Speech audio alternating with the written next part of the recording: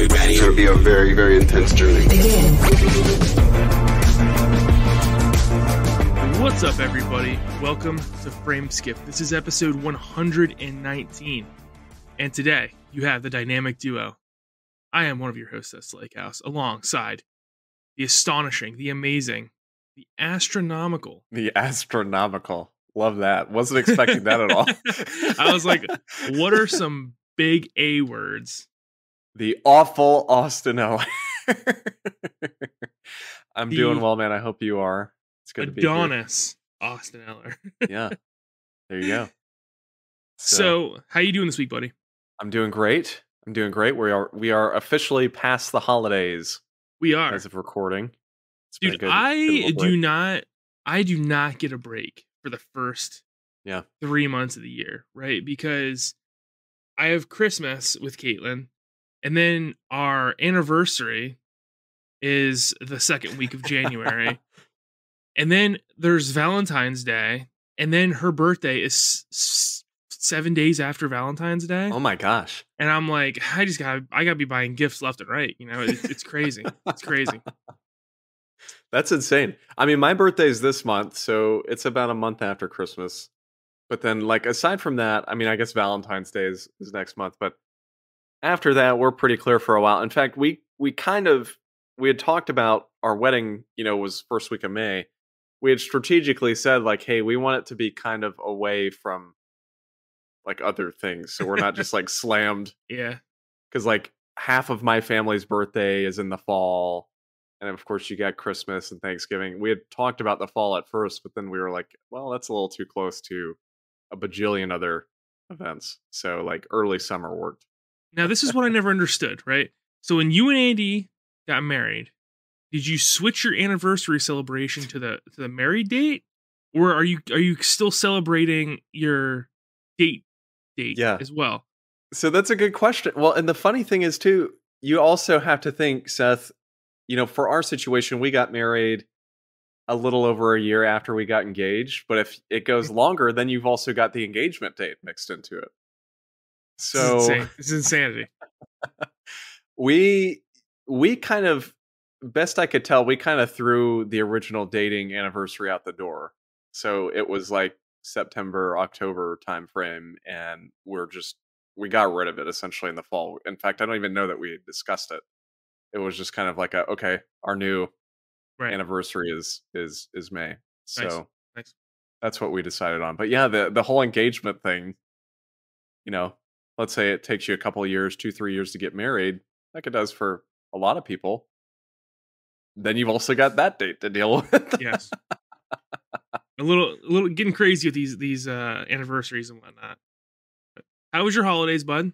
It was very good. Very good. I finally had Christmas off for like the first time in several years, and then I also had New Year's off, which was nice. So I had some good holiday time, and which was good. It was good. It was very cold here in Georgia, as I'm sure it was up near you as well. The Christmas weekend. It was horrifying. Dude, it was the type of cold that I haven't experienced. Like, we get cold every year, right? We get into, like, the teens. Every once in a while we get the single digits. But when it gets into, like, the negatives with wind chill, that's a different kind of cold, dude. That like cuts into your muscle. Like, you feel it. And it, like, you're not just cold, it hurts. When you get hit by air that cold and you're out there in any significant amount of time, it's, like, extremely painful. Yeah. And I just wasn't expecting it, and it came out of nowhere. And then a week later we're back up to 50s. We were in the mid 50s today. Oh yeah, we were mid 60s today. And yeah, I mean, even for us, I think the Christmas Eve morning, so that Saturday morning, it was like the actual temperature was like 4 degrees, which just never happens down here. And I think the wind chill made it like -10 or something. Yeah, but crazy. The lowest we really ever get is like maybe like the high teens. We really don't ever dip into single digits. At least as far as I've been alive, I can't remember us ever dipping into single digits. So it was frigid.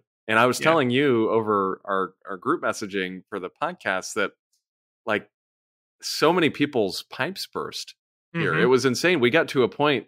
This is the craziest thing, and this will kind of put it into perspective.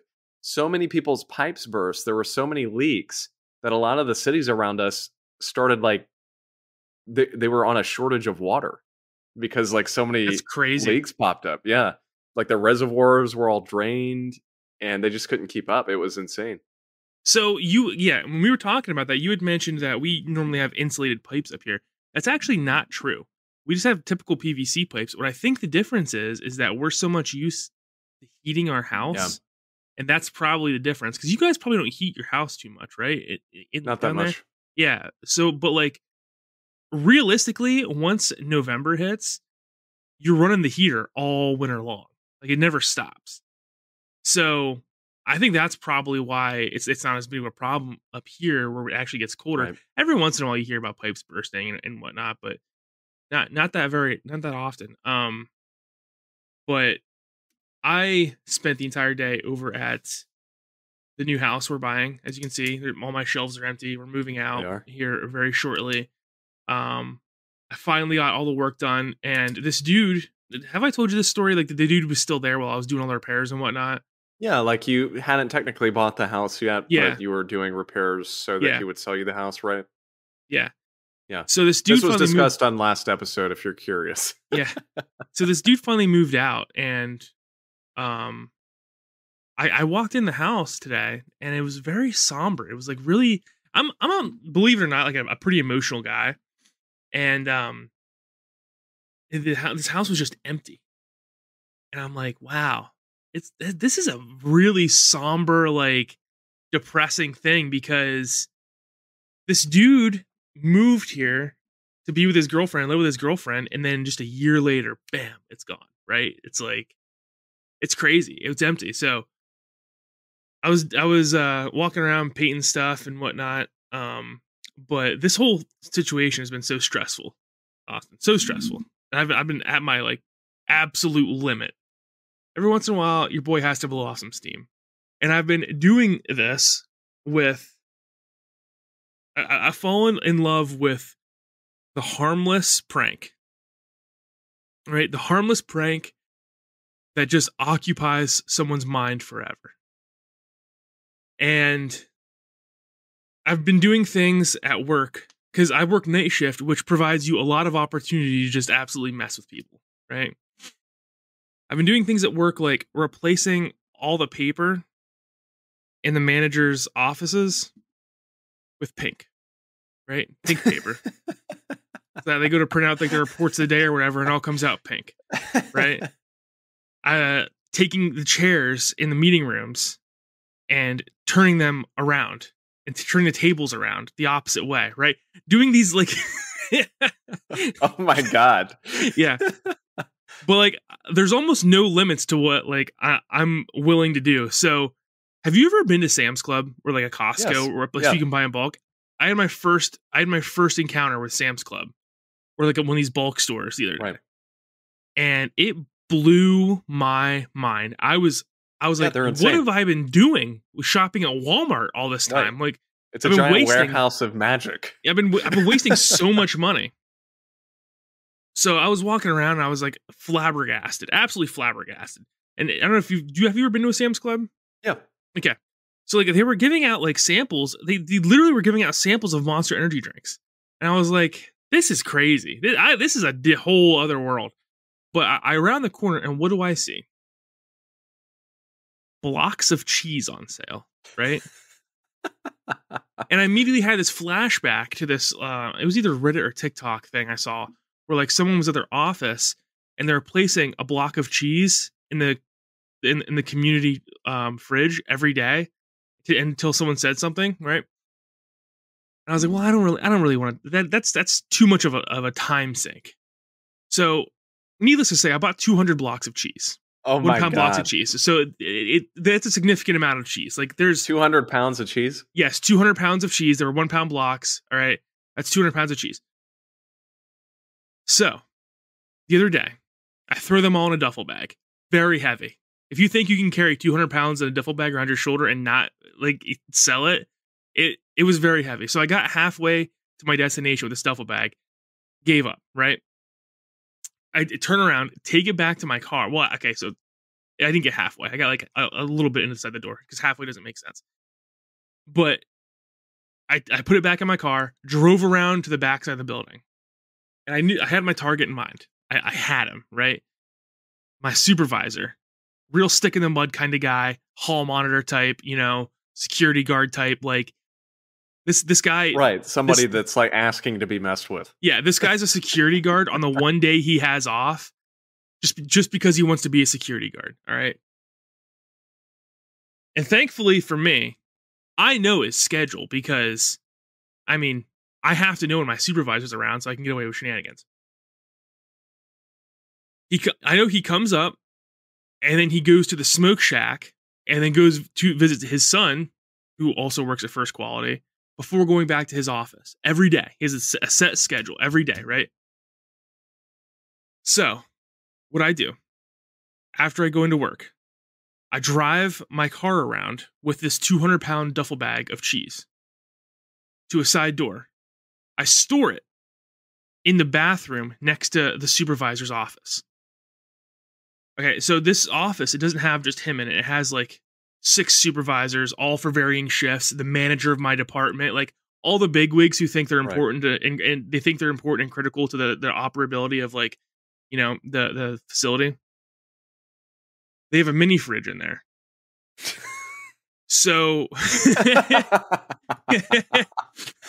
I stash this duffel bag. It's like a gym bag, right?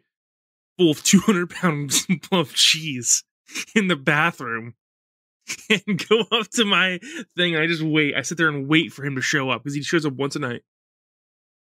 He shows up, sits there. We shoot the shit for a little bit, and he goes out to the smoke shack. Immediately, I beeline it for the bathroom. Go grab this duffel bag, fill this fridge completely up with blocks of cheese. Right? Right. Like you made a rush for it. I take the duffel. Yeah, I open the fridge up. There's nothing in it.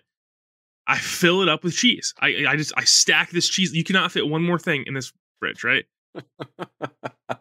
I go to their ice machine, dump all the ice out in the sink, fill the ice machine thing up with cheese. These blocks of cheddar cheese, right? And then I have like way too much cheese left over. 200 pounds was way. I overshot this. I was gonna say this sounds like a lot for a mini fridge. Yeah, I overshot this by a large margin.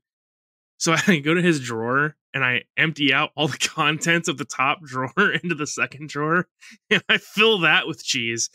And by that, I was pretty much done. I had like a couple extra, but then I just found a sticky note and I just wrote "say cheese" with a smiley face and stuck it. Oh my god! in the fridge. So I had to call off work today due to doing work on the house before the appraisal. Right. But I am just so looking forward to coming into work and hearing about the cheese man. and this is how I've been getting my stress out, just absolutely messing with people at work. I love this though. I love this, and it's fun to mess with people at work for sure. Like once you find the person, it's like in The Office. Jim has Dwight. Yeah. There's always that person at a workplace. We've got a guy like that, and I haven't personally played any pranks on him, but everybody in the office plays pranks on him throughout the year. At some point, our engineer at one point lifted slowly over time. He would put little wood blocks under this guy's desk. And so over the span of like 3 or 4 months, his desk just got higher and higher. Awesome. And higher. That is awesome. That's until one day he came in and he was like, "What's going on here? Like, is my chair messed up?" That is awesome. That is so cool. Yeah, it's just that's wonderful. Yeah, wow. Like this is what happens when I get a lot of promotions within a year, and I move my girlfriend in with me. So now we have double income with no children. And I make way more money than I did last year. So like, I feel like, and I'm not doing anything wrong. One could argue that I've been I've gifted a No, blessing. you're to Chiefs gifting all to these- charity. It's charity. Yeah. I'm like a cheese Santa Claus, right? I just come in the middle of the night, bam, here's 200 blocks of cheese. Okay, let me ask you this question though. I mean, you just Yes. talked about income, and this was like on my mind. How much did this cost? So the cheese was on sale for $1 per block. Okay, so you paid $200. Yes, I did. I paid $200 for this cheese because the amount of enjoyment that I'm going to get from this, and they're going to be trying to figure out who did this for years, and I'm just going to be sitting there in the back of my mind, being like, "That is a fascinating story. I wonder who would do that." I am eagerly anticipating our follow-up on this conversation because I really want to know too, like, what does the guy do with the cheese? Like, does he give it out? Exactly. Does he I want to bring know it as well. home? Yes. But also, like I said, it's not just him. There's like 6 other supervisors Right, that use that office and the manager of my department. So like they're all going to be blaming each other. Next holiday, Valentine's. You've been cheesed. Right? You've been cheesed. Right, like a Valentine. And you put like one little piece of cheese on his desk and It's just going to be amazing. continue to torture him over time. So that's been what I've been doing over winter break. Or our winter break. We don't get breaks anymore as adults. No. But yeah, other than that, the stress of buying this house and So have you closed? What's your status on this house? so that's the reason I called off today, because I got the email that the second appraiser was going to come on the 4th, which working nights gives me not much time.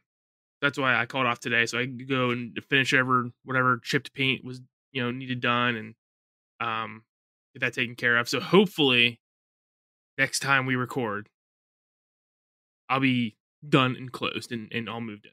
Hopefully. Good. I don't know, but that'd be great.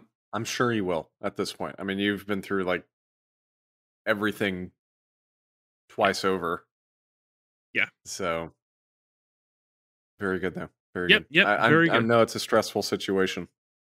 Oh, dude, it's terrible. It's terrible. But the cheese helps. So Yeah, stuff like that definitely helps. I mean, like, definitely. That's the reason I've been doing it, just because it gives me the most amount of joy I could possibly get. And you know what? I can always, the prank in itself is funny, right? I spent $200 on cheese to prank somebody. Like, that makes me laugh enough. Anyway, what have you been playing lately, my friend? As far as video games go. yeah, so I haven't been playing with people's minds like you have, but I've been playing 2 games primarily, one of which being Pokemon Scarlet, Nice. which Andie got me the double pack for Pokemon Nice. for Christmas, and she ended up taking Violet pretty much, which was fine. And then I've been playing Scarlet, and I'm not crazy far in because I've been kind of sidetracked with just other stuff and visiting family and whatever it may be over the holidays. So I haven't had a ton of time, but I'm probably at least 10 hours in. I might be closer to 15, and I'm loving it. I'm loving it. I think I've said on the show before, I've kind of dropped off Pokemon ever since, I'd say like Pokemon Sun was the last one that I like tried to get into, and even that I didn't get super far. I think I played about 30 hours, and even though that's a great game, I was just kind of burnt out on the franchise. And Yeah. I played a little bit of Let's Go, and it just wasn't for me. And just at that point, I dipped completely and really haven't messed with the series since then. So I was looking forward to Scarlet and Violet, but kind of held off just because of God of War and whatever else was coming out in November. So I was glad to get it finally, and it's awesome. I mean, I have to say, like, the technical stuff is definitely accurate. Frankly, it's a pretty ugly game. Right. I don't think it looks too bad handheld, but when you're playing it like on my beautiful, really nice OLED 4K TV, it's like, coming from God of War to that, it's like, man, this game's pretty ugly. I think frankly, the worst part about it, and I don't want to harp on this stuff too much because it hasn't really affected my enjoyment, but the worst part about it is just seeing the textures, I think, is what bothers me the most. The frame rate hasn't really bothered me. I haven't had many glitches, but like when you're looking at a cliff and you just see the same square repeated over and over again, like checkerboard across the cliff, it's like, man, this looks like a PS1 game. You know what really messed with me was, I don't know if you've run into this or not. You're Yeah. playing Scarlet, so you probably have. Sometimes when you're running up to like a hill or like a ground like texture Hmm. and you jump, it'll like warp Yes. as it looks like Yes. water almost. And it's like, Yes. what is going on here? I've never seen that kind of glitch in a game before. Yeah. The It's really grass looks weird. weird too. It's like all translucent But colored and dude, you know what's amazing? Do you actually own a copy of Sword or Shield? no, I don't. I don't. Okay. Well, I'll talk about it in a little bit, but I went Yeah. back to play Sword and Shield after I beat Scarlet, and they look so much better. And then like Let's Go, Pikachu and Eevee, they look so much better in terms of like the models Right. and the anti-aliasing and stuff like that. And it's like, what happened here? Well, and I even looked at a video. I think it might have been Game Explain. I forget who it was, but somebody was comparing Arceus Hmm. and Scarlet and Violet, and even Arceus looks considerably better. Yeah, and Arceus look like crap. Yeah. So anyway, point being, they're pretty rough looking, but I have to be honest, none of that's really bothered me. I think the game itself is phenomenal. I mean, the actual like gameplay loop of going around and exploring and finding Pokemon out in the field. You know, I've really the way I've been playing it at least, I haven't totally been focused on like, okay, I'm going to go to this gym, I'm going to do this Titan, I'm going to do this Team Star. Frankly, I've just been walking around. Like I've been just totally aimless, which has been great because Yeah. I've just been finding new Pokemon and I'm like, oh, I don't have that one. And it feels that like collector in me of, going around finding whatever I can and making sure I add them to my collection. So I appreciate it on that front. I think the gameplay, the actual like, hey, you just walked up to this Pokemon, it instantly transitions to a battle. There's no like real Yeah. loading screen. You're right in the exact same spot you were when you ran into it. Graphically, visually, it's the exact same spot. It's such a cool idea. Yeah, Um, I agree. and then the actual gym battles and stuff. I mean, when talking about that, I'll just tell you here's where I'm at in the game. I think I've done two gyms so far.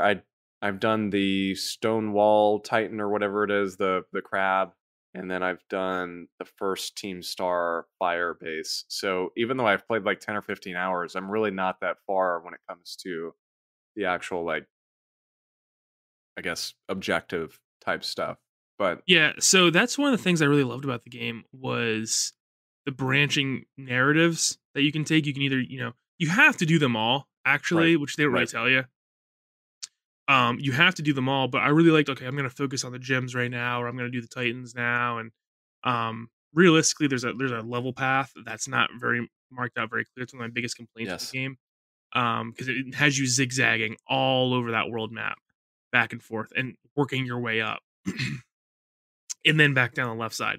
So it doesn't really make much sense at all the way they set up the world map, which it's their first real attempt at a mainline Pokemon game in an open world. Um, Whereas all the other Pokemon games, they had the routes set up from your hometown all the way to the last gym and then to the Elite Four. In this game, you have to just kind of figure it out, and although I was successful in figuring it out eventually, there was definitely a few times where like I bit off way more than I could chew, and I just didn't understand. I was like, why? Because the mechanic is supposed to be set up so that you can ask the nurse. I don't know if they're called Nurse Joy anymore, but the Pokemon Center nurse like where to go next, and she's supposed to tell you the next place that your level is suited for, but it doesn't really work. yeah, And it's more set up to, okay, here's the next place that's closest to you. If you go somewhere else on the map and ask them, they'll say something else, right. which doesn't make sense. It should just be like, all right, here's the next thing most closest to your level that you haven't completed yet. That I do have a big complaint with that game. But other than that, man, Pokemon Scarlet really reinvigorated the love for Pokemon in me. And I'll talk about that more here in a little bit. But what else you been playing, buddy? Yeah. So my other game I've been playing, which frankly, this one kind of came out of nowhere for me, but I think I brought it up on the last episode of how I was suddenly kind of interested in playing Last of Us Part 2 finally. Hmm? I had, you know, I've said for years on the show, and I think you and I were kind of in similar shoes of not really liking The Last of Us as a franchise. I thought the first game was fine. I remember enjoying it when it came out. But I will say, like, I don't know. I've thought about it some more recently, and I've just tried to put in some thought because anytime I see trailers for like the TV show or the remake for Part One, like I've been pretty interested in them, and I think for me it's more so a matter of when I played the first Last of Us on PS3. It was a pretty rough time in my life. I mean, you know what I'm talking about, Seth. But it was just a very dark period of time for me.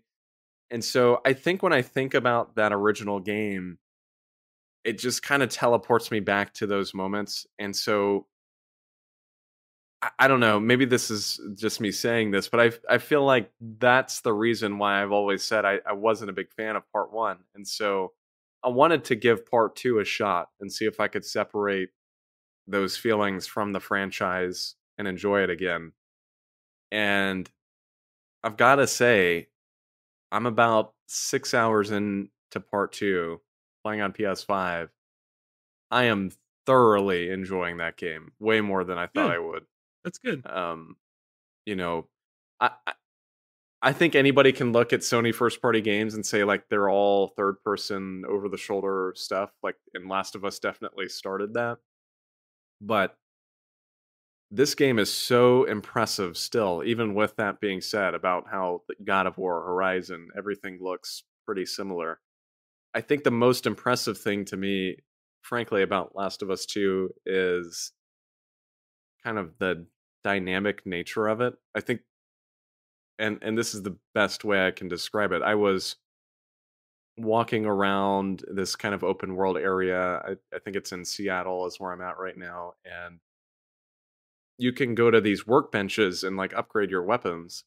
And it's just like any other workbench in a game. You know, you walk up, you've got your items and stuff. It gives you different options for like adding a grip to your weapon to reduce recoil or whatever it may be. And I go up to this bench and I just start tinkering away in the menus. And then all of a sudden I'm in the menus and I just hear like people talking. I'm like, what in the world? Like, and I walked up, I made sure everything was clear, nobody was there. And so like just sirens go off in my head and I exit out of this bench and like this group of people has like walked up just in the middle of me at this workbench. And I go out and I'm trying to figure out, okay, how do I get rid of these guys? Do I need to clear them, stealth wise, or should I kind of go guns blazing? And so I start to clear them. One guy sees me, I run away and hide in some grass, and then all of a sudden, like in the middle of this encounter, I've been hiding for like at least 2 or 3 minutes, trying to just kind of scope out my path. Clickers like come out of nowhere and start attacking them, and then they just totally forget about me, and they're attacking the clickers. They killed the clickers. The clickers kill a couple of them, but it gives me the chance to get up behind these folks and like get rid of the rest of them. Nice. So anyway, point being, the reason I described all that is I don't know that I've ever seen a game so dynamic. Like I can't remember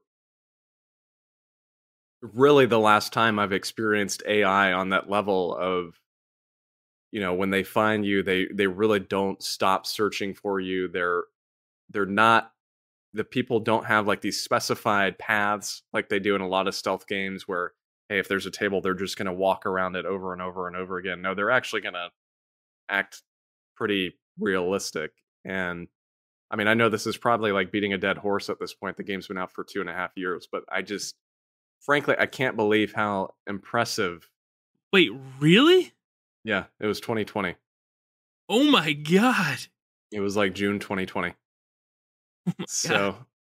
but I just can't believe how good the game is, and it's kind of reinvigorated my love for Naughty Dog. I really lost it after Last of Us and Uncharted 4. I mean, I still loved Uncharted 4, but it just wasn't the same. It wasn't the same as the Uncharted trilogy for me. Yeah. As far as that goes, I think I've come to the realization that I'm just not a Naughty Dog guy. As much as I wanted to be, and as much as I pretended I was during the PS3 era, I just was not. I mean, I think I took down all my videos from my old channel, but Yeah. if you go back and listen to my Uncharted 3 review, I was not hot on Uncharted 3. The only Naughty Dog game that I really loved was Uncharted 2. Yeah. I love the Jack and Daxter games, really. That's not really what we talk about anymore. With modern Naughty Dog, it's an Uncharted forward, right? I really loved Uncharted 2. And then I felt like Uncharted 3 was sort of just a clone of Uncharted 2. It didn't really differentiate itself much except for being more verbose and big with bigger set pieces and explosions, and like it amplified the Michael Bay up a lot, right? And then I was really excited for The Last of Us, and I think this is where it goes south for me, because I got The Last of Us on day one and I played it straight for like 6 hours, right? And then I saw our old friend Jordan Gross post on Facebook about this ridiculous glitch that wouldn't let you save in The Last of Us. And then I went to my menu, and sure enough, I could not save. And I realized at that point, I was screwed. It was over, right? So I had to start The Last of Us from the beginning all over again. And it just never sat right with me, man. Like I never got this emotional breakdown that people were talking about from The Last of Us. It seemed pretty bare bones. I didn't have any like moving emotions from Joel being the bad guy and whatnot. I found The Last of Us, to be honest with you, kind of exhausting to play. And I felt the same way from Uncharted 4. And I've talked about this a lot with Uncharted 4, but and Uncharted in general. But I think the big thing with me in Uncharted is it never slows down. It never gives you that characters around the campfire, dialogue heavy character development moments where you can really appreciate the game. Instead, it's just go, go, go, go, go throughout the whole time. And I'm not crazy on that. I'm good with Uncharted for like the first half of them usually. After that, I'm like, all right, like when are we actually going to get to the spot with the treasure? Because that's the way I felt with Uncharted 4 was it was a giant cat and mouse game where we would think we would get to the spot where it's supposed to be, and then it wasn't there. And it's somewhere else. That and is then, true. You know, your princess is in another castle type thing. That really bothered me with Uncharted 4. And then after that, all the drama surrounding Last of Us 2 and that being leaked and me seeing the leaks, and I was just like, I'm good, man. Like I just and I think that's okay, right? Like I'm coming around to accept in my adult life that like certain people just aren't going to be into certain things regardless of quality. I'm not going to force myself to play The Last of Us or Uncharted because I just don't think I'm going to enjoy it, you know? Right. And that's what it comes down to is like, I don't want to waste any time playing something that, and trying to pretend like I need to love this because it's Naughty Dog and it's, you know, supposed to be amazing. I can still recognize the quality of The Last of Us. I can still recognize the high level writing of The Last of Us as, you know, some of the best in the business. But for me personally, it doesn't suit my taste. And I think that's something I've been coming around to, like I said, more as an adult. Yeah. It's just, you know, different people have different tastes, and it's okay not to like things. Right. And it's so true, though. I mean, you talked about quality. I think a game can be quality even if you don't personally enjoy it. Like, I know that Horizon is a good game. It's just not for me. Right. I've tried over and over again to get into that game, and I can't. And so it's almost the same thing with you and Last of Us for me and Horizon. And I know you've had similar feelings with Horizon kind of with the second game, but it's a franchise that I just know I don't care about those characters. I don't care about that world. I don't care about that gameplay. I don't think it's bad. It's just not what I enjoy. And so that game might have some of the most beautiful graphics in the world, and that's fine. I can still appreciate that, but it's just not a game um, that I would like to play personally. And there are many other games like that for me. I mean, there everything. I think that's the thing is as people who enjoy this medium, everything is not made for you. It's got its target audience, and that's something you definitely realize as you're older, and frankly as you have less time to play. You've got to find the stuff that you know you will enjoy, that you know you'll be able to get into. And I think you come to find that stuff more kind of as you hone your interests, I guess, for lack of a better metaphor. Right, right. And I've come that way around with Assassin's Creed as well. I'm done with Assassin's Creed. No, I am too. I gave the newer ones a real honest shot, and they're not for me. So, and believe it or not, I used to buy and play Call of Duty every year back in the day.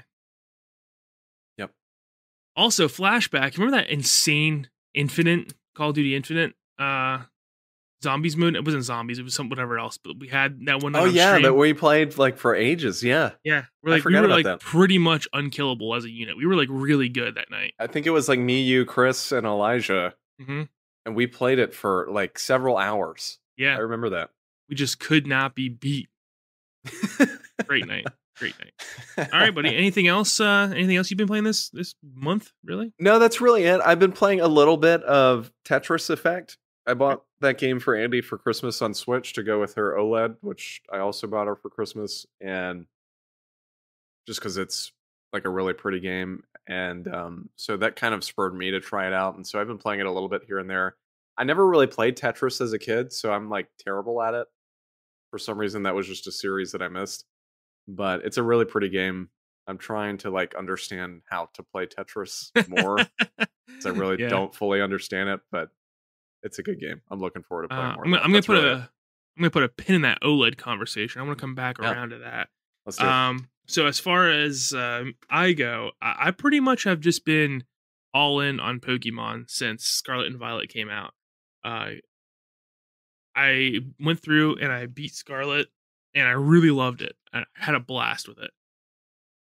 And Nintendo, their dang marketing strategies, I realized that I got far enough in Sword and Shield that I really do need to go back and beat them, right? So I went back to Sword, beat it, and I had always heard with Sword the DLC is awesome. So I jumped into the DLC, the Isle of Armor, and I actually really loved the Isle of Armor DLC with the Sword. Really cool. I thought the premise was really cool. You get like this little Pokemon and this little bear guy, Cubfu, I think his name is. Oh yeah, I forgot about that. And you raise him to a friendship level, sort of like a Riolu type situation, and then you get to choose which form you want to evolve him in via like these battle towers. Really cool premise. And they brought back a whole bunch of really cool recognizable Pokemon in the fields in that DLC as well. And then I got to Crown Tundra, dude. And when I tell you Crown Tundra is the most exhausting, repetitive nonsense that I've ever played in my life, I sincerely mean it. I don't understand what they were thinking, dude. Okay, like I could go on for Pokemon for hours because I think like Pokemon it's a really big part of my life and something that I got away from for so many years. Really when me and you started recording the podcast, and then I came back in X and Y, right? Right.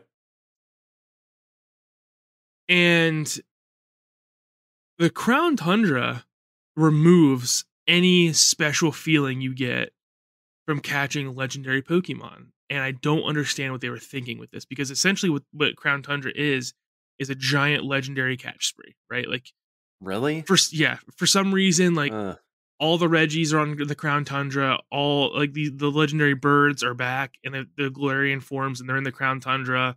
And I know Mewtwo's in the Crown Tundra, and there's you can go through these like expeditions, which are the most infuriating mechanic in Pokemon I've ever dealt with, because your options are to go with AI partners or to go with online partners. Well, no one's playing Sword and Shield anymore, so you have to go with the AI partners, and they're all Dynamax battles.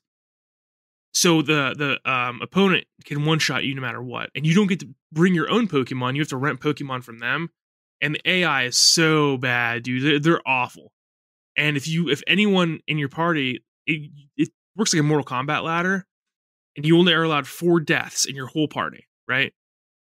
So these AI are doing things like throwing heals out when you're at full health, and these Dynamax Pokemon are one-shotting you, and it's just like, it's so frustrating. I've dealt with it enough, and I've gotten a few cool like legendary Pokemon like Suicune and Zygarde and whatnot, but I threw in the towel. I'm like, I can't. It's too frustrating, dude. It's way too frustrating.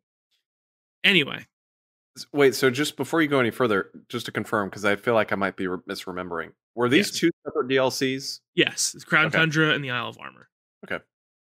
The Crown Tundra was the second one. The Isle of Armor was the first one. Okay.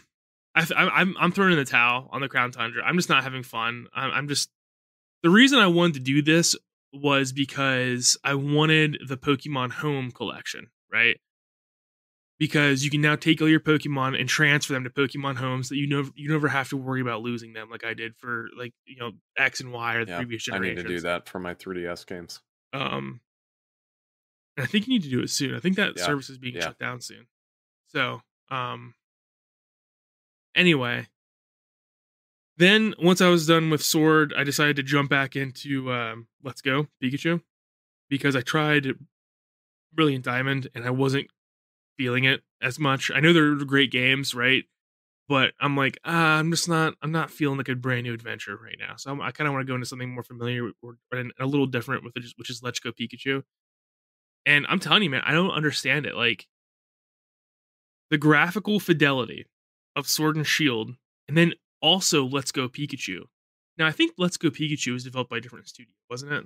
I think so. And I mean, it also wasn't open world, to be fair, but it's a really good looking game. And that's been out for a while now. I mean, that was probably 2018. It is the best Pokemon has looked. No, it says developed by Game Freak. I just don't get it. That's interesting. I don't get how they can make something that looks this good and smooth. And it says it was November 2018. So, I mean, that was 4 years prior. And then Sword and Shield, which also, I mean, granted, not so much in like the wild area. It's a lot of glitchy messes and whatnot.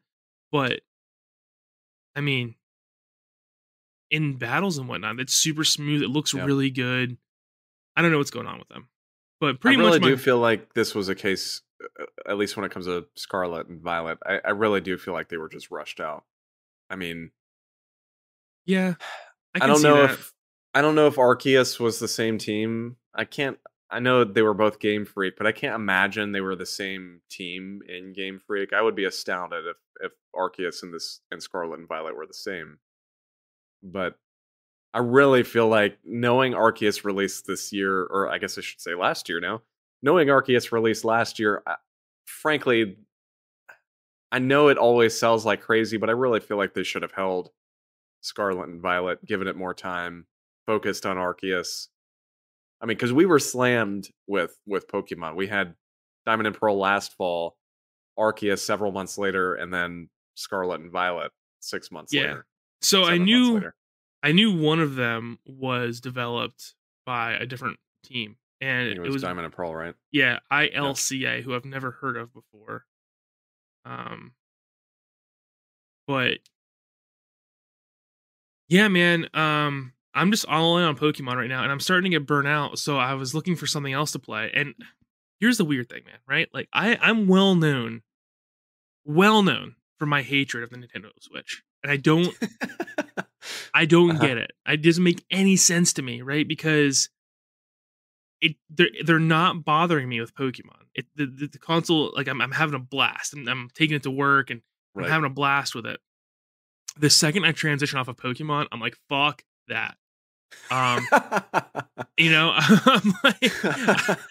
I'm like trying to play Xenoblade 3 or like Fire Emblem, which I really want to play those games. I really truly want to play them and like jump in there, but I'm just like, oh, this sucks. And I don't know what it is. I don't know what it is, but there's something about the Switch. Speaking of which we're gonna pull that pin out now that I was about to ask earlier. You bought Andie an OLED Switch for Christmas? Yeah. What do you think of it? I really like it. Yeah. Frankly, I wasn't expecting the screen to be as big as it is. Yeah. It's like I knew it was a little bigger, but I wasn't expecting it to feel quite as large compared to the original console. When I put Caitlin's Switch next to mine, I'm like, that looks disgusting. Get it away from me. Right? It never bothered me before, but when I compare them, I'm like, oh wow, the OLED does look really good. The colors look amazing. And yeah, you're right. And we had talked on Twitter a little bit. I made a funny comment on one of your things about buying an OLED Switch. About it was Digital Foundry. You said confirmed there was not a Switch Pro in development. Right. To that, I say Digital Foundry. You're absolutely out of your mind.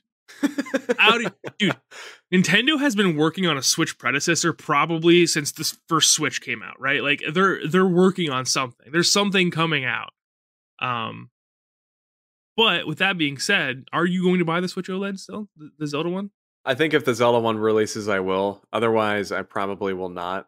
That leaked this past week, and I say leaked in quotes just because we don't know if it's real or not. I mean, it totally could be a Photoshop job, but although that being said, there is a shot that is just the Joy-Cons in like bags, like they come in when you buy the system kind of in the box. And so, frankly, I think it's real.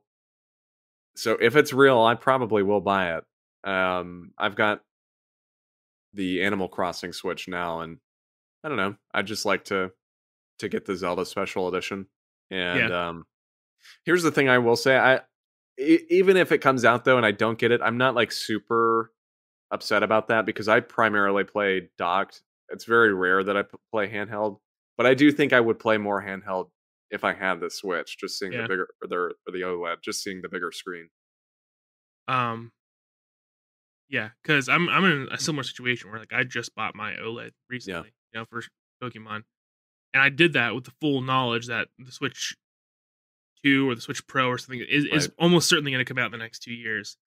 And I know Digital Foundry has connections and whatnot. I just feel like they have to be wrong. Yeah, Nintendo, I mean, I think here's what I think. Frankly, I think they're probably right that there's not a Switch Pro per se coming, and the only reason I say that is because we're still dealing with like supply chain and inflation issues. What I foresee is just a straight up Switch 2.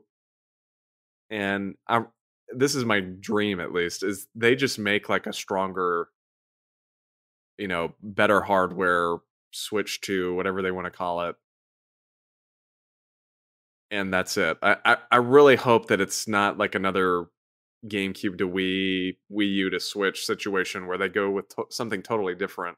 I really hope it's just the Switch continued. But I guess at the end of the day, I'm saying Switch 2, but that's essentially just a Switch Pro.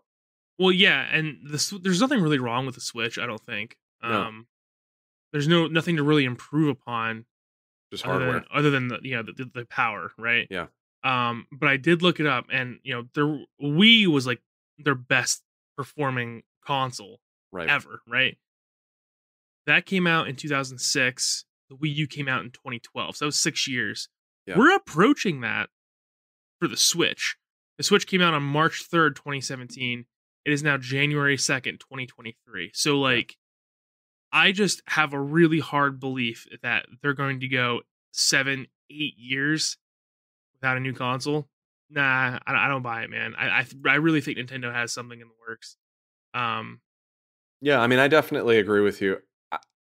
Where I stand, though, I don't think it'll be this year. I think it'll be 2024. However, what I will say is I think it'll be early 2024. Yeah. Switch released in March, I want to say, of 2017. And so I could see that. I could see it releasing next year. I mean, they've got Zelda coming out. They've got Pikmin 4.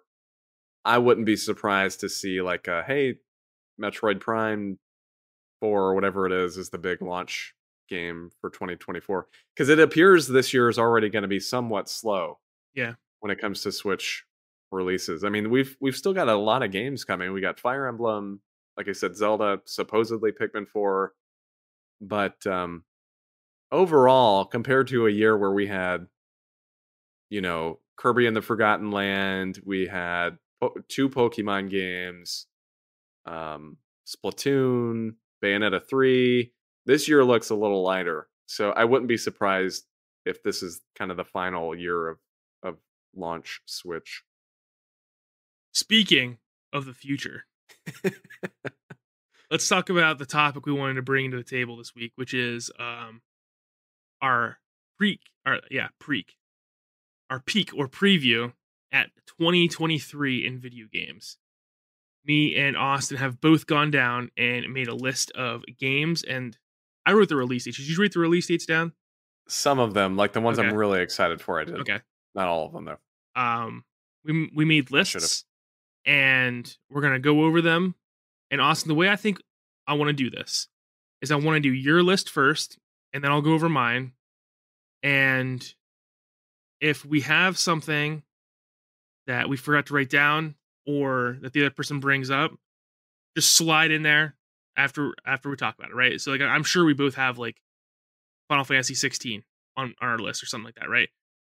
I'll just slide in there after you're done talking about it, and I'll mark that off my list. That way we're not going over the same thing twice. Yep. Sounds good. All right, buddy. Hit us off. Okay. So I've got probably like 10 games here. Maybe a little more. Honestly, I can't tell. I should have just counted. It's a packed year. We were just talking about this before the show. It's crazy.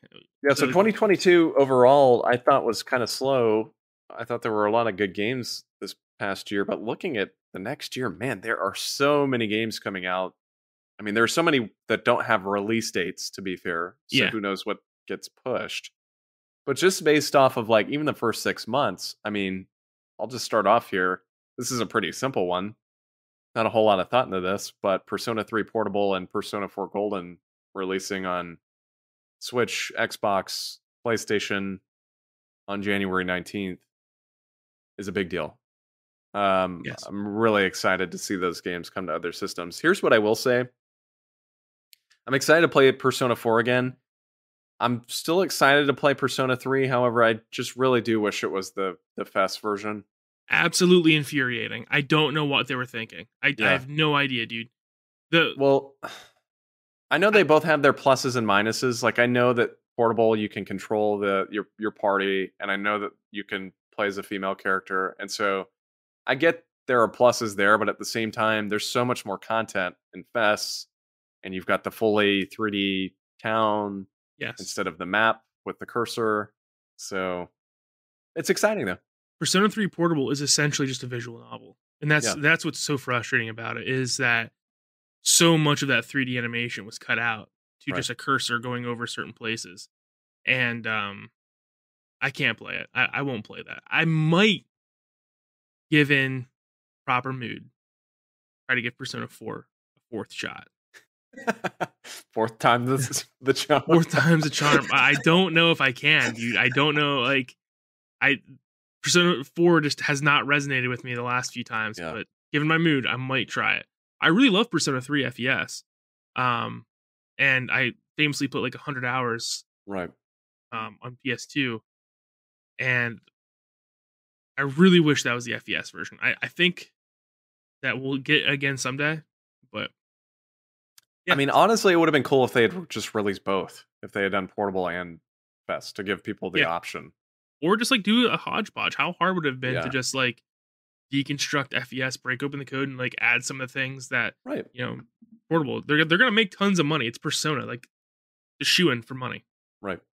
So either way, though, I'm looking forward to it. I do want to try Portable, Persona 3 Portable, just to give it a shot and see what it's like. I've played a decent chunk of FES, but there's just no real way to play it like on modern systems right now, which is kind of frustrating. I mean, I could play it on, I guess, PC or on my PS3. I have like the PS2 port on the PSN store, but that's really the only way. And so I just want to be able to play it on like my Switch or PS5. Yeah. And sadly, that means portable is my option. But so yeah, I'm excited for both of those. I still want to play Persona 5 Royal and finish it up. I'm like relatively far in it, but I need to get through that before I play either of these again for sure. My next one comes out the day after, which is Fire Emblem Engage. Ooh. And Okay. I think it looks really good. I really do. My only concern still is the main character. I can't look past it. I can't do Yeah, it. I it's a bad design. and then like I see other characters too that almost have that exact same look, and I'm Yeah. like, I can't do this. This looks like some fan fiction nonsense. But I wish. I'm hopeful that it's good. I played about maybe 15 or 20 hours of Three Hopes, and I liked it, but my problem with that game is it was so like tutorial heavy. The first 10 hours are just, you're like in the school and there's just nothing going on, and it was just infuriating. Yeah. So I hope that this game is not like that. I really do. But it looks good. I don't know. The graphics look pretty good at least. And it's been a while since I've played a strategy RPG. Although that being said, I do want to pick up Tactics Ogre Reborn at some point because I am dying to play that game. I heard it's very good. I've heard it's very good. So I've heard that too. My next one, and this one actually kind of came out of nowhere late last year, is Wild Hearts. Oh, on yes. February 16th. I wasn't sure. I wasn't sure if you were going to be into this or if you were just a pure Monster Hunter guy. No, I mean, I love Monster Hunter, but at the same time, I enjoy the clones too. I think my favorite clone is Freedom Wars. Freedom Wars was Yes. so good. But yeah, I'm curious to see what this game turns out like, considering it's a Koei Tecmo game, and it's the same developers, of course, as like the Dynasty Warriors franchise.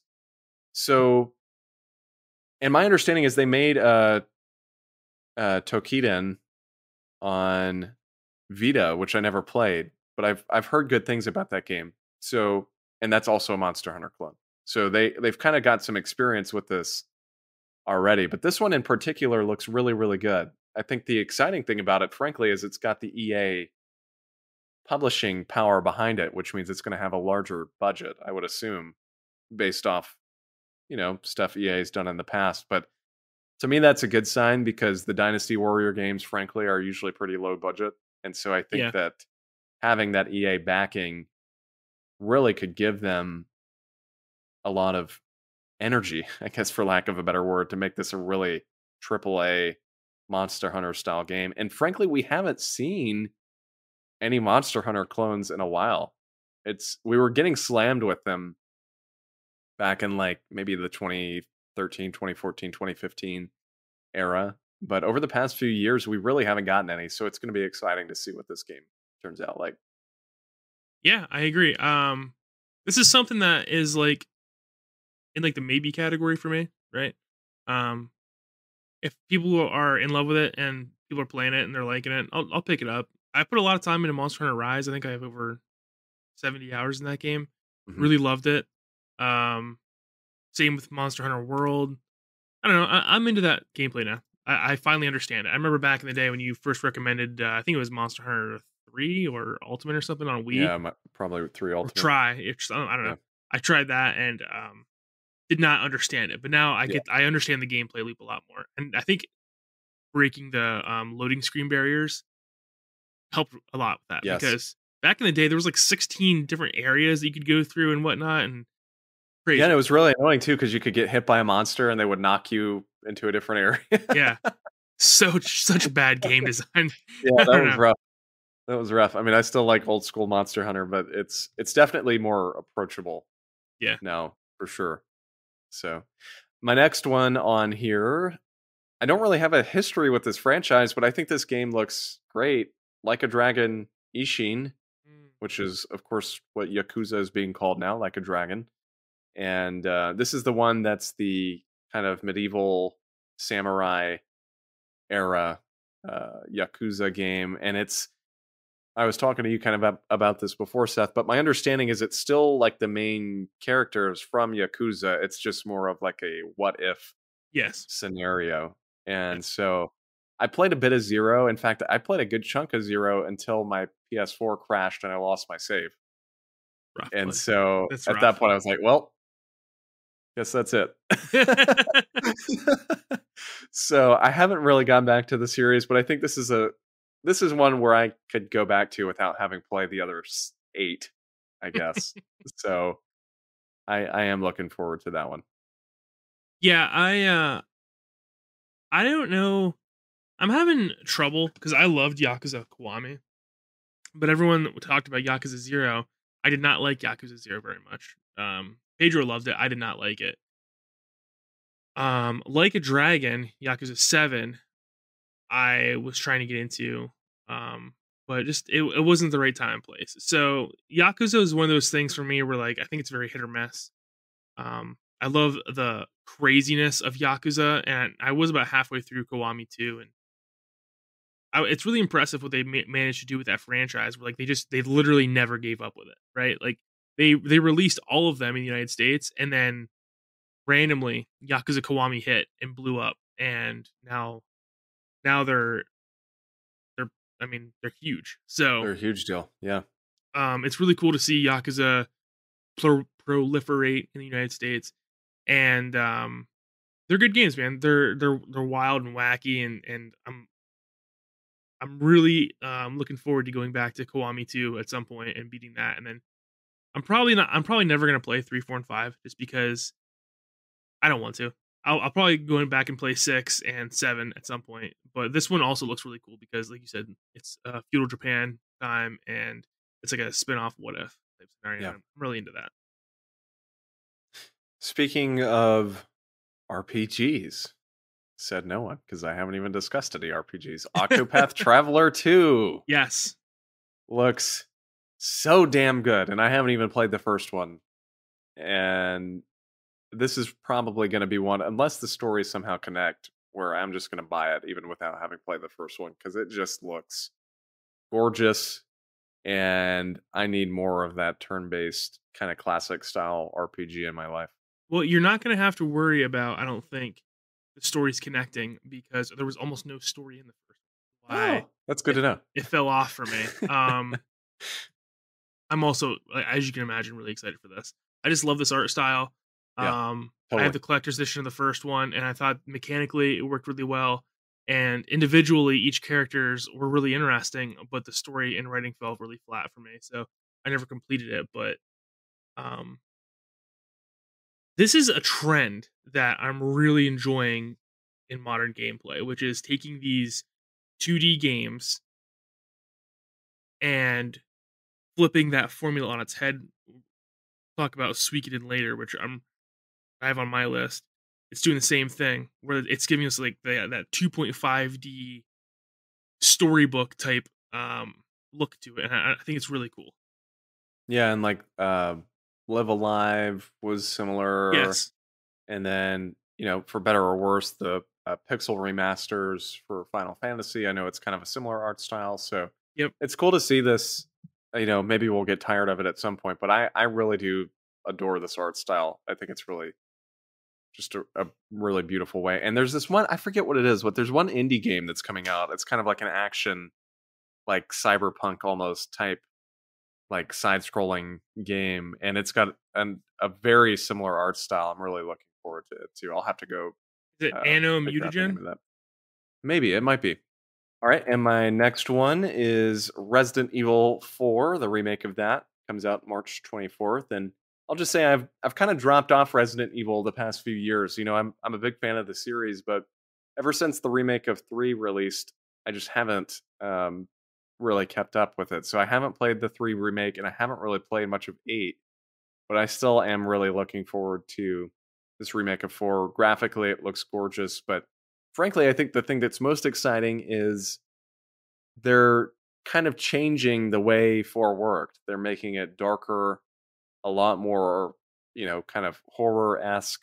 Not that 4 wasn't scary, but I think the thing with 4 was it was more scary because of the atmosphere rather than, you know, just being a scary game. So it's going to be exciting to see what this turns out like. I'm very much so looking forward to it. This will definitely be a day one purchase for me. Nice. My next one, Mega Man Battle Network Legacy Collection. Whoa. Comes out April 14th.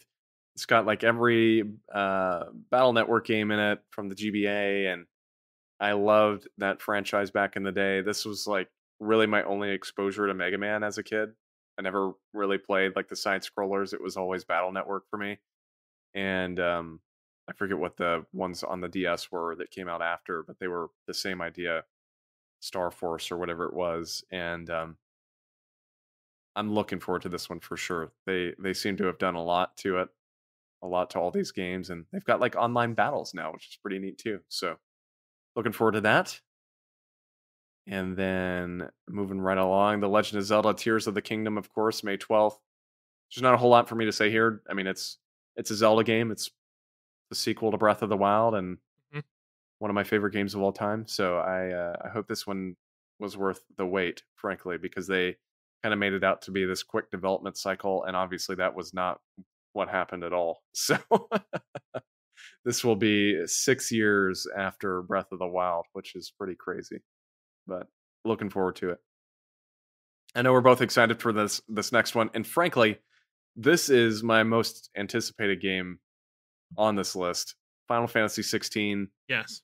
June 22nd. There's so much I could say about this game, but I think for me it just looks different. You know, it's not the Final Fantasy we've seen over the past 5-10 years. It's just a very different game, and I'm really looking forward to it. Looking forward to it for that reason. I mean, we're going back to that old school Knights style, and it's Yoshi P. I mean, I just trust in him supremely to deliver this 10 out of 10 video game. Right. Right. Um. Yeah, dude. And you know what? Like, I'm thinking about it, and it's been a really, really long time since we've gotten this European medieval style RPG.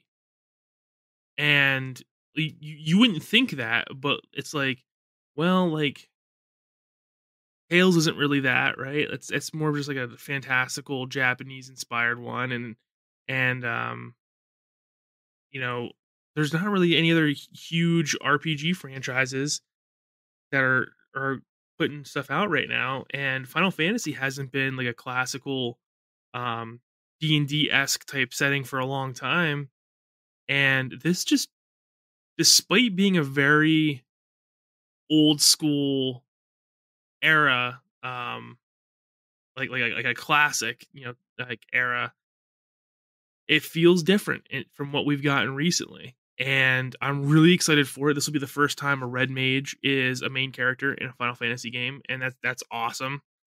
Um, and this will be the first mainline Final Fantasy game that's come out since I've been an adult, really, right? I'm not counting Final Fantasy 15 because that was originally a spin-off game. Um, but That's true. That's a good point. yeah, I mean, we haven't really gotten anything since Final Fantasy 13. So this is really cool. I'm really excited for it. And I, like you said, Yoshi P, I really trust him, especially considering what he did to Final Fantasy 14. Continues to do Final Fantasy 14, and I am on media blackout at this point. I haven't seen any more trailers since the reveal trailer, and my body is ready. Yeah, I watched the last one, but I think from here on out, I think I'm kind of going to be in the same boat. I'm going to try and avoid trailers because I've seen enough. I mean, Exactly. I know this is going to be a long game anyway, and there's just so much I want to save for sitting down and playing it. So it's exciting though. I mean, I'm really looking forward to it too, honestly, just because it's like a next gen experience. We Yep. haven't really gotten a whole lot of that, and knowing that there's a Final Fantasy mainline game coming out that's like PS5 exclusive is very exciting. Yep. So, all right. And then my last three here, none of these have release dates. So let me just drive through them. Pun intended for this one. Pacific Drive, I'm really looking forward to. If you remember right, they showed this off. I forget when it was. It was one of the showcases toward the fall, but it was that game where you're like driving around in like Seattle. It's got kind of like the cell shaded type art style. You've got like a DeLorean almost looking car. It looks really interesting. I'm really looking forward to that. It's an indie game. I haven't frankly been playing too many indie games, but that one I'm really looking forward to. Oh, it's the post-apocalyptic one. hmm hmm Yes, that does look very interesting. It just looks different. Yeah. And I'm excited for that. Alan Wake 2. Speaking Yes. of different, is also supposed to come out next year, or I should say this year. If it does. I think it will. Yeah, Remedy's pretty good. they are. And I'm really looking forward to Alan Wake 2. Alan Wake was one of the first 360 games I played, and it was really what set forth my love of Remedy. I loved Alan Wake when I played it. I still need to play the remaster, but I've been craving a sequel for years because the way Alan Wake ends, it really doesn't end. I mean, there's a huge cliffhanger. And so it's almost like that Half-Life type effect where we've just been waiting for, God, it's probably been over 10, 12 years at this point. Now, for like the continuation. Did you play the Alan Wake DLC for Control? I did. Okay. Did that answer any of your questions about Alan Wake? Did it give you any sort of a little bit forward in the story? A little bit, but it also left more holes open. So I have a feeling that's where this game is going to pick up, is kind of continuing on from the story that was left from one, but also knowing now some of what was left open in the Control DLC.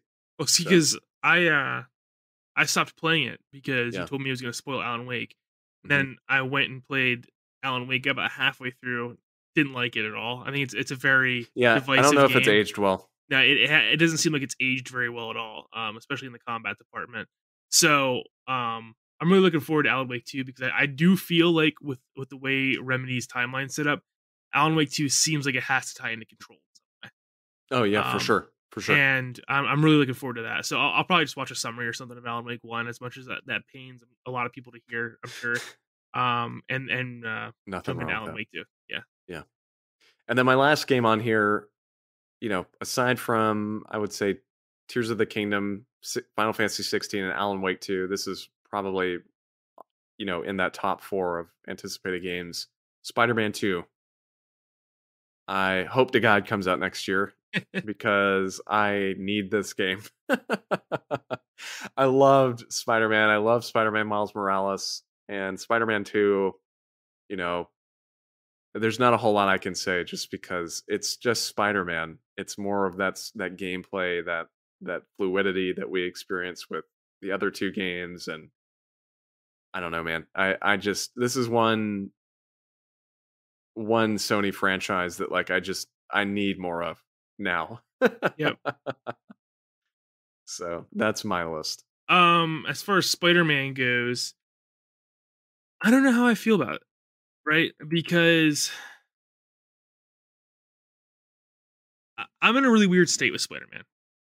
Okay, I really loved Spider-Man 2018, and one of the few games I got the platinum on. I thought the Miles Morales expansion, DLC, whatever you want to call it, sequel, I thought it wasn't as good as people made it out to be. Also, it's going to be forever tainted just because I played it in shock after my mom died, and it was just I like honestly don't even remember most of it. I just remember being like kind of like I remember not liking the main villain. That being said, I feel like as a Spider-Man fan, I can predict what's going to happen in Spider-Man 2, and it prevents me from being excited for it.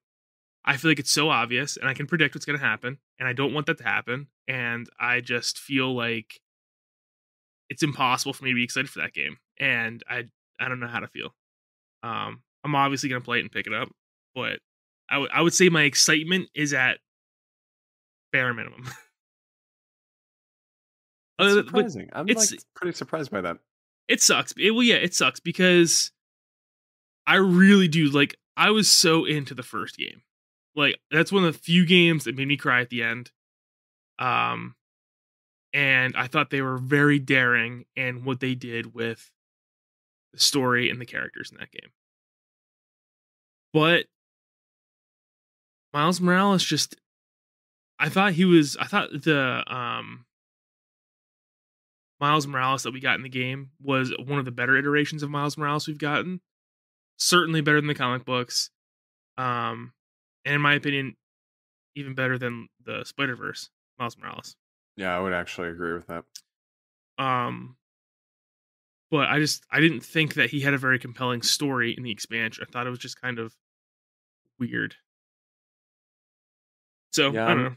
I mean, I could see where you're coming from. As far as predicting what's going to happen, I understand why you wouldn't like that. So That being said, like I didn't predict what they were going to do with the first Spider-Man game and the Yeah. characters in that, right? So who knows? We'll see. I really do hope they turn it on its head. I hope it's not what people expect it to be. Yeah. Well, because we've got never mind. I can't spoil what happened. I think it's still too soon to spoil what happened in the first game. But there's some definitely cliffhangers that are left at the end of the game and the DLC. And yeah, we're just gonna have to see. All right, my list. Jumping in here, the very beginning of the year, Hogwarts Legacy, February 10th. Nice. Absolutely stoked for this game. I think it's nonsense that this game's not going to get a fair shake from the media based on who wrote the original works, and that really sucks because you can tell that the team is putting an immense amount of love and care into this game. Dude, have you watched any of the gameplay videos of this? Yes, it looks astounding. It's insane the way this game looks and the level of detail they've put into this game. And there's not much else to say, dude. I'm so hyped. And here's the thing. I am not even that big of a Harry Potter fan. Like, me and my dad watched all of them at midnight on release day. And I think it's definitely a cool universe, albeit odd, right? Like a lot of situations could be resolved if they just didn't say the name of the spell they were casting as they were doing it, right? But other than that, I'm really into this Hogwarts Legacy game coming out. It looks really cool. The open world aspect looks really cool. All about it. Yeah, and I have to say, I don't want to throw anybody under a bus, but I do agree with you as far as J.K. Rowling goes. I mean, she didn't write this game. No. She, as far as I know, she didn't have any involvement with this game. I mean, I know she'll get royalties. I understand, but it's frustrating to me to see this group of people that are passionate about it kind of get pushed aside just because of the actions of the original, creator. So, well, I'm not a big Harry Potter fan, so it's not really for me, but the game does look really good. I also think, and this is just my personal opinion, people are making mountains out of a molehill with J.K. Rowling. But again, that's my personal opinion. And it's very clear that, like, this is one of those, like, Twitter thinks they're the whole universe type situation, because Harry Potter's as popular as it's ever going to be. Dude, like, people are insane when it comes to Harry Potter. There's nothing that's slowing that franchise down just because people don't like J.K. Rowling. Anyway, moving on. Jedi Survivor, March 17th, about a month later. This is a game I am super excited to see what's going on with, because the first game I thought was very passable. It was the first good Star Wars game we've gotten in years. And I think me and you both felt the same way, that it would have been a lot better had it not been a Metroidvania. This one looks like it's not going to be a Metroidvania, or maybe that aspect of it is toned down a lot more. Um, really excited to see where Cal Kestis' story goes after this, and really looking forward to seeing what this game can be with a lot more polish and care given to like the finer details. Yeah. And this one wasn't on my list only because I still haven't beat the first game. I've tried a couple times to get through it, and it's just I don't think it's bad. It's there's just something about it. I have a really hard time sitting down and getting through it. Something about frankly it probably is kind of the Metroidvania aspect. It doesn't fully click with me, and so Yeah. I hope that even if this game still has that, I hope that it's more well-rounded, I guess for lack of a better word. Like it's more, it's better paced. Some of the puzzles are more well designed because I will say that's probably my biggest complaint with the first one is the game's pretty frustrating. Yes. I mean, not just combat wise, but just like the game design. There are times where you're going around and it really doesn't tell you like what you're supposed to be doing at all. Right. And I just had many moments where I was like, okay, time to go to a YouTube video and look up what I'm supposed to be doing because I have no idea. And so I hope that this game is better in that way because I really do want to play it. I just need to get through the first one. I fully encourage people to put the first one on easy difficulty because I know everybody that I know that's beaten the game switched to easy difficulty right around the same section too, by the way. Because the game's hard at first, but once you get the mechanics down, it becomes a lot easier until you get to Dathomir. And Dathomir kicks Yes. Like beats you down. Yes. That's usually when people put it to easy mode, I found. But the last 15-20% of that game, phenomenal, by the way. So I really recommend you go back and play it. The next game on my list, Legend of Heroes Trails into Reverie, comes out July 7th. Austin, I have half a year to prepare myself. We're jumping back. So how long is this game? 500 hours? Now, this one's probably going to be right around the same length as the others. I'm expecting to clock 70 to 90 hours into it. And listen, I just spent 2 years catching up on Legend of Heroes Trails of Cold Steel. Right? It was a series that seemingly never ended. I pushed through this past year, and I think I completed 2, 3, and 4, or maybe just 3 and 4. But I can't get enough of it. For some reason, I can't get enough of it. I've heard the Reverie is really good.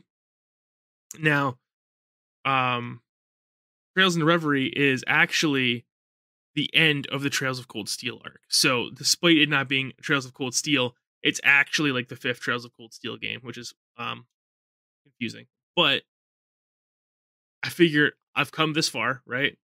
I can't allow myself to fall behind again. So I might as well just keep up with it. Yeah. And actually, if I really wanted to, I could play it right now. I have the fan translation patch installed on my computer with Trails of Reverie. I actually bought the Japanese version, and I was going to play it with the fan translation, and then they announced the release date for the English version of it, and I just figured I might as well just wait. But I wish I had time for this series. Dude, it's very rewarding, and what I've found from listening to Colin and Maddie's spoiler cast is that if you have patience, I think you would like it a lot more than me. Like, I like the game because of the character development, right?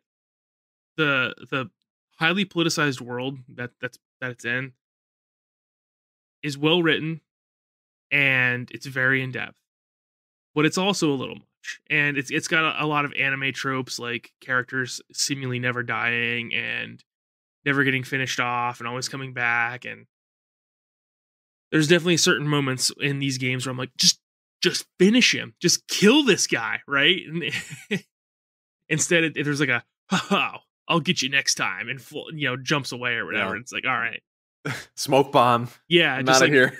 Get out of here. Like, finish this person. But it is a very well written game, and it's a long standing series, and it's only gaining more and more popularity here in the West. So that's really exciting to see. And hopefully next year we'll get the Kuro no Kiseki, which is the next gen versions of it, or the sequels, and whole new Nice. continent, whole new story, starting off fresh. So that'd be really interesting to see.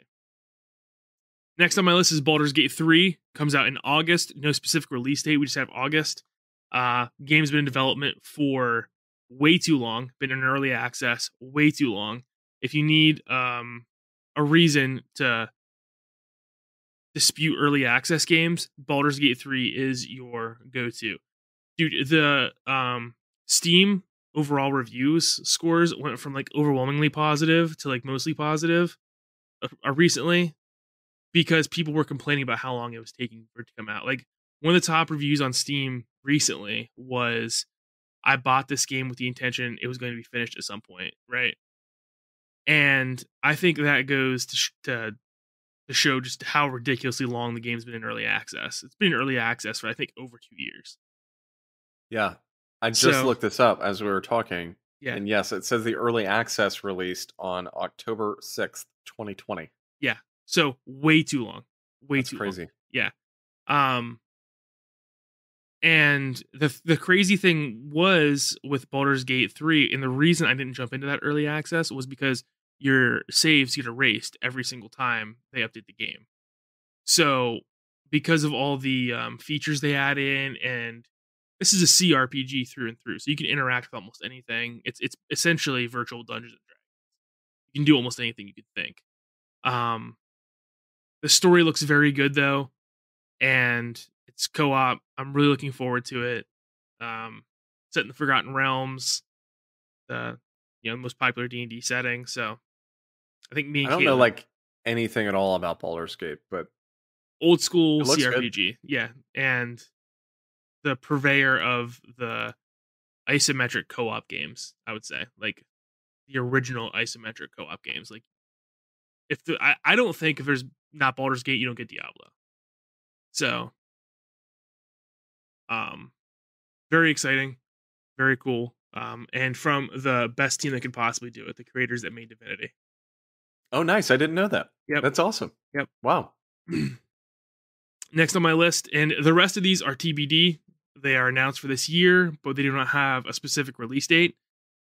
This one, speaking of long development times, has been in development an extraordinarily long amount of time. That's Grand Blue Fantasy Relink. Oh, wow. Yeah. Listen, this game has been in development hell, and there's no denying that at this point. I saw this at PAX East the last time I went, and that was 2017, I want to say. Wow. Oh my gosh. And it would the last time I went would have been 2018. So 2018, I saw a working gameplay demo of this. I know that wasn't the first time I saw it. I think it got announced in 2017. This is a action RPG based on the very popular mobile link Grand Blue Fantasy. It's now got a spin-off fighting game and a spin-off anime as well. And it looks really cool. And I don't know what happened to this game, but I believe it's developed by Platinum. And that speaks wonders. It's either Platinum or Ninja Theory. I gotta look it up. It says, okay, so what I'm reading, I just pulled it up. First off, it was announced in August 2016. Yeah, long time. And it was announced as a collaboration between Platinum and Psy Games. However, as of February 2019, Platinum is no longer involved. So it's a Psy Games joint now, apparently. Not a good... I mean, that can mean two things, right? Like, yeah. Platinum finished their portion of it, right, and they were done, or it was so bad that Platinum was like, we can't be involved. And to be fair, this is a Wikipedia article, so who knows where this info is coming from, but it says, it was announced Platinum would no longer be involved in the project, leaving Psy Games to handle the rest of development. So it makes it sound like they're just taking what was left. So I still don't know why they left, but that kind of alludes that maybe some of the Platinum developed stuff is still in the game. Yeah, I mean, if you look at like trailers of this game, it looks really good. It looks really cool. Very Yeah, fast, it action does look based. good. Essentially, what you would expect from Platinum. That being said, there's a reason. There's something's wrong right here, right? Like long development times usually equal low Metacritic scores, and that's because things go wrong. Anyway, next on my list is Remnant 2, which does not have a window yet, except for 2023. Remnant from the Ashes, one of my favorite games that I played of that year. Very good Souls light, I would say. Co-op game. And the best way I can describe it is like Souls meets Monster Hunter. Wow. Yep. I never played it. It's a post-apocalyptic monster hunting game with a really interesting story that mixes fantasy and post-apocalyptic and magic and all kinds of crazy stuff. Very, very interesting world, very unique, but very hard as well. You know, and there's a lot of RNG involved in which bosses are going to show up, and it makes a really fun experience. I really recommend Remnant from the Ashes. Next up on my list is Starfield. I'm excited for Starfield mainly because I want to know, is this when Bethesda crashes and burns? Can you climb ladders? You cannot climb ladders. Which means that this game is unfortunately going to have the same bugs that Fallout 4 and Skyrim and 76 and Oblivion and Fallout 3 and Morrowind had. And there's going to be an unofficial patch for it that comes out within weeks, maybe months at the most, right? It would be nice if Bethesda jumped on board and made it so that that was not necessary and fixed some of the age-old bugs that have been in this game. See, that's what people don't realize with Bethesda games, is that they're able to make these unofficial patches so quick because these bugs have been in the game engine forever. Right. It's like the people know what they need to fix before the Yeah. game's even released. And I'm interested enough to see how Starfield plays out that I have it on my list. I'm actually not that interested for the game itself, Starfield. I want to know what consequences this has for the gaming industry. Because in my personal opinion, as far as world building and lore building, Bethesda's top notch. As far as game building goes, they have fallen very far behind on the times. I was not that big on Fallout 4. I've beaten it twice now. And I still think that, like, the reason I've beaten it twice is because I love the Fallout universe, right? But I always find myself very bored in Fallout 4. And I actually have more fun watching lore videos. And then the last thing I have on my list is the Suikoden in HD remaster. Yeah. Dude, I'm all in on the Suikoden in HD remaster because I never got to play these games. For the longest time, Suikoden 2 was one of the most expensive PS1 games ever. Even like 10 years ago, it was like $250 for a physical version of Suikoden 2. And then it came out, I think, digitally on PS3, if I remember correctly, in part of the Classics collection. Right. Dropping the price. And then I think it's been slowly creeping back up. But supposedly one of the greatest RPGs of all time in Suikoden 2. And I'm really excited to see how that looks in the modern day setting. The trailers look awesome. And, I'm all about those classic RPGs. Yeah, those games look really, really good.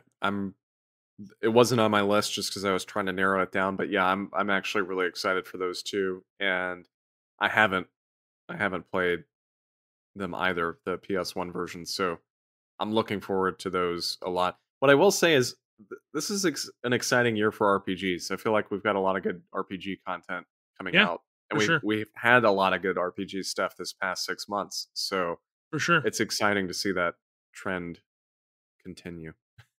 For sure. All right, man. Well, it's about that time. Anything else before we wrap up the show this week? No, I think that should do it.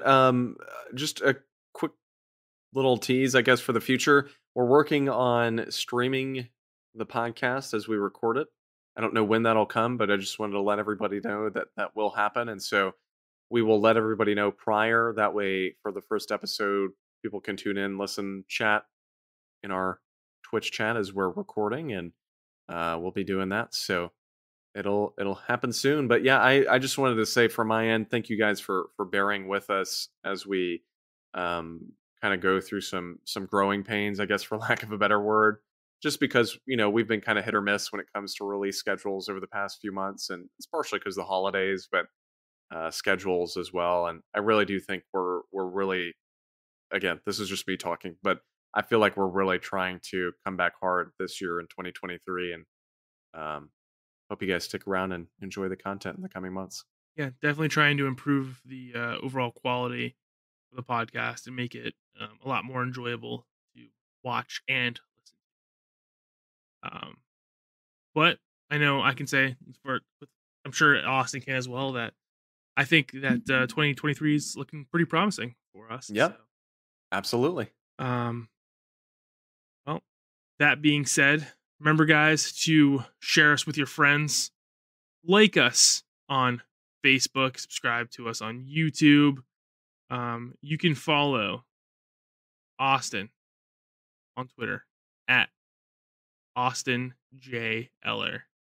You can follow George on Twitter at TripleBird616.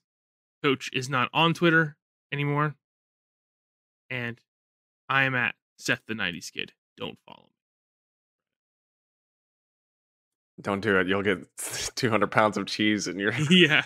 your Twitter DMs. You'll end up 200 pounds of cheese richer, buddy. Until next time, guys, it has been a pleasure.